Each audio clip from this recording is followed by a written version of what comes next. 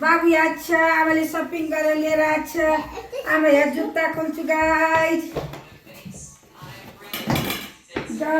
जुत्ता खोल्छु, एकदम चिसो छ, जाडो छ। अनि आमा सपिङ गर्न गएको हो नि त। अनि त्यहाँबाट के किनेर ल्याएँ गाइज मैले के किनेर ल्याएँ गाइज। ल हेर्नु गाइज, यहाँको खान्की हेर्नु।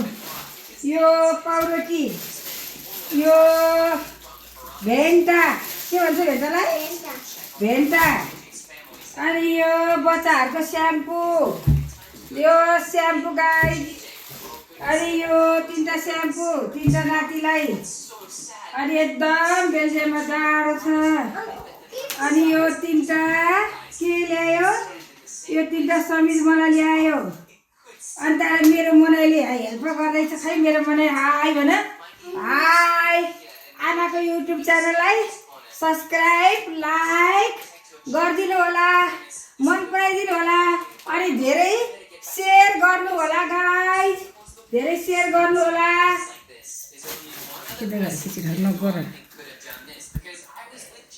ल हेर गाइज, मेरो बच्चाहरू हेर, यहाँ बुहारी छ, यहाँ सपिङ थर्काउँदैछ उसले। यहाँ हेल्प गर्ने छ, सबै गर्दैछ गाइज। उसले सबै थन्काउँदैछ। ए आज एकदम जाडो छ। Subscribe to my channel YouTube. सबले मेरो च्यानलमा युट्युबमा गरिदिएर लाइक सब्सक्राइब गरिदिएर बेस गरी सेयर गरिदिएर के गर्ने?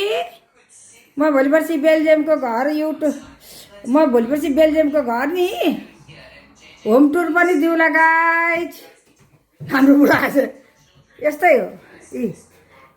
जुनेली रातैमा म भुले तिम्रो साथैमा।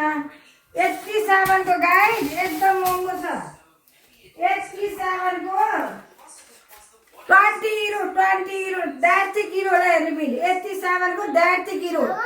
धेरै महँगो छ बेल्जियममा, जाडो छ, काम गर्न सक्दैन होइन। 20 युरो होइन बाबु, यति सामानको 20 युरो हालेको है, बेचाल गरेको है आमाले। ल गाइज, मेरो च्यानलमा लाइक सब्सक्राइब अनि त्यहाँबाट सेयर गरिदिनु होला। Radha Upreti YouTube channel. By. ल बरु कति मिनट भयो?